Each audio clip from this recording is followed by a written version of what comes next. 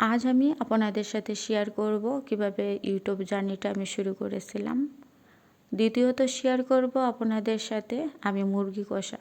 দুটা জিনিসই আপনাদের সাথে একই সাথে আমি শেয়ার করব। ইউটিউব জার্নিটা ছিল আমার একাকিত্ব দূর করার জন্য একটা অপশনাল। এই অপশনালে এসে আমার অনেক বেশি ভালো লেগেছিল কাজ করতে। আমি কখনো চিন্তাও করিনি যে আমি কখনো মনিটাইজেশন পাবো।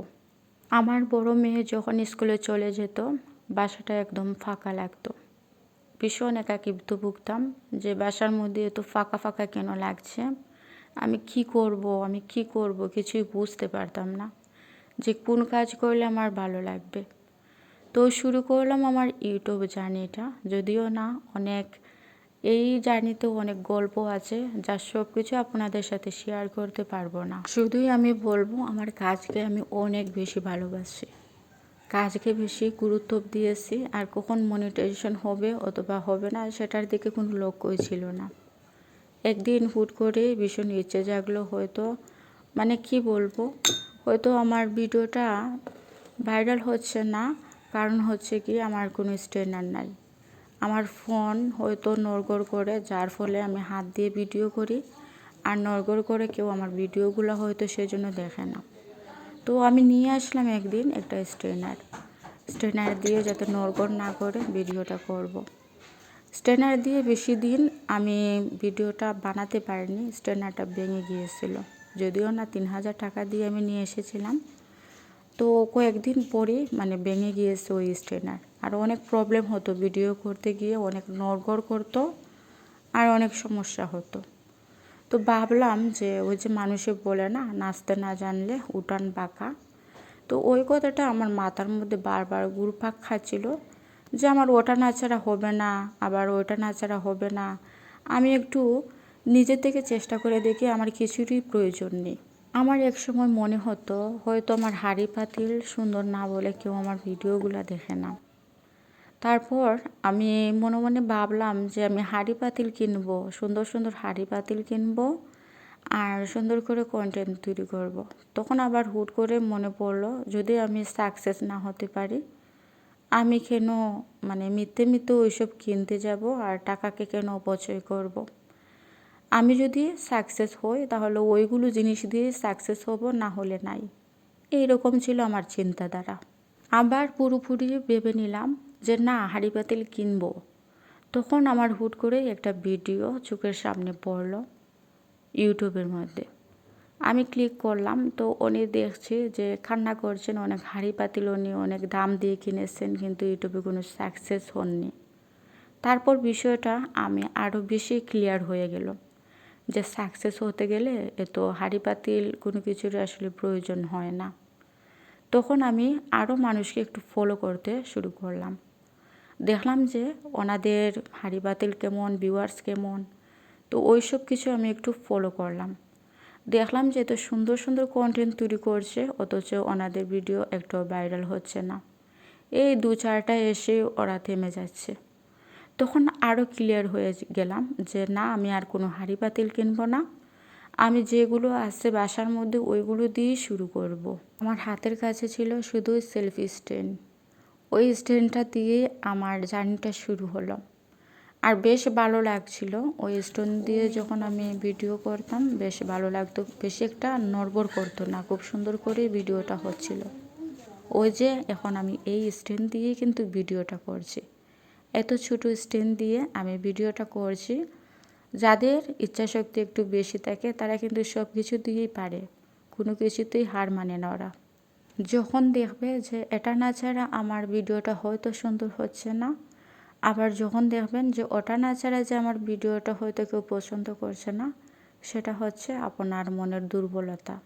আপনি কিছুই পারবেন না, আপনার মনে সেজন্য এরকম অনেক প্রশ্ন ঘুরপাক খায়। তো সব কিছু ভেবেই চিন্তা করেই আমি শুরু করলাম, যদি সাকসেস হই তো হলাম, না হই তো নাই, এরকমটাই নিয়ে তারপর এই জার্নিটা আমি শুরু করলাম। এই যে বাসার মধ্যে গ্যাস আছে, তারপরে কিন্তু চলে আসলাম বাইরের দিকে রান্না করার জন্য। কেন আসলাম? গ্রামের মানুষেরা কিন্তু অনেক কষ্ট করে রান্না করে। আমি যে চুলার মধ্যে রান্না করছি তারপরেও কিন্তু অনেক কষ্ট লাগছিল, যে আমার ভীষণ কষ্ট হচ্ছিল, মনে হচ্ছিল যে চুলার মধ্যে রান্না করছি। তো আমি নিজেকে আরও বেশি কষ্ট দেওয়ার জন্য চলে আসলাম বাহিরের দিকে, যে গ্রামের মানুষেরা দেখি কীভাবে চলাফেরা করে। তো চলে আসার পর দেখা যাচ্ছে যে এত ধোঁয়া আসছে, আর কিভাবে যে ওরা কন্টেন্ট তৈরি করে একমাত্র আল্লাহ পাক ছাড়া আর কেউই জানে না। আমার ফোনটা গরম হতে হতে আর ভিডিওই হচ্ছিল না। তারপর হচ্ছে গিয়ে ধোঁয়ার মধ্যে আমার অ্যালার্জি, নাক চোখ দিয়ে জল বের হচ্ছিল ভিউয়ার্স, কি বলবো। রান্না করার পাশাপাশি হুট করেই মেহমান চলে আসলো, আর আমি যেই অবস্থাতে রান্না করছিলাম সেটা হচ্ছে গেটের ভিতরে ঢুকলেই আমাকে দেখা যাবে। তো ওনারা এসে আমাকে হুট করে দেখে ফেলছে। দেখে ফেলার পর আমার ভীষণ লজ্জা পেলাম, ওরা আমাকে হয়তো পাগল ভাববে যে বাসার মধ্যে গেস্ট আছে, তারপর দেখো কী অবস্থা, বাহিরের দিকে রান্না করছে। ভালো করে তাকিয়ে দেখলাম মেহমানটা কে আসলো, তাকিয়ে দেখলাম ছোটো বোন।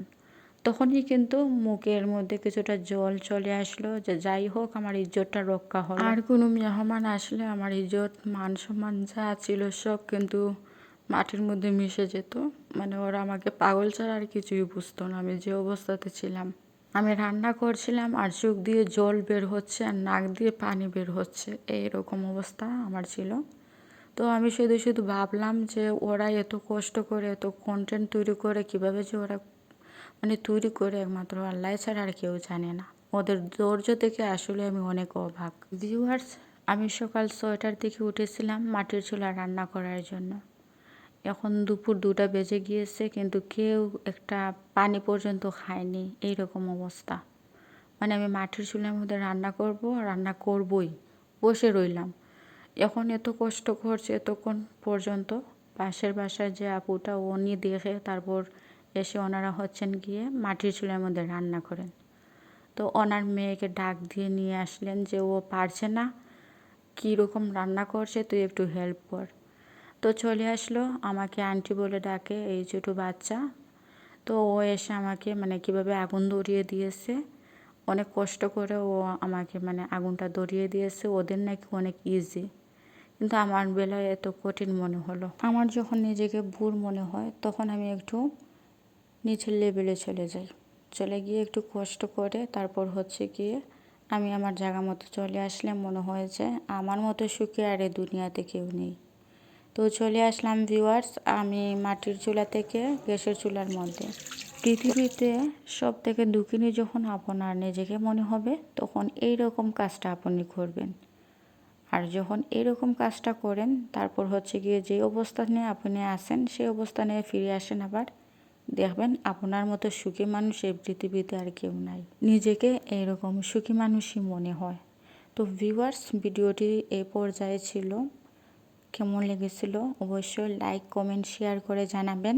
আমি আবারও নতুন আরেকটি ভিডিও নিয়ে হাজির হব। ততক্ষণ পর্যন্ত ভালো থাকুন, সুস্থ থাকুন। খুদা হাফিজ।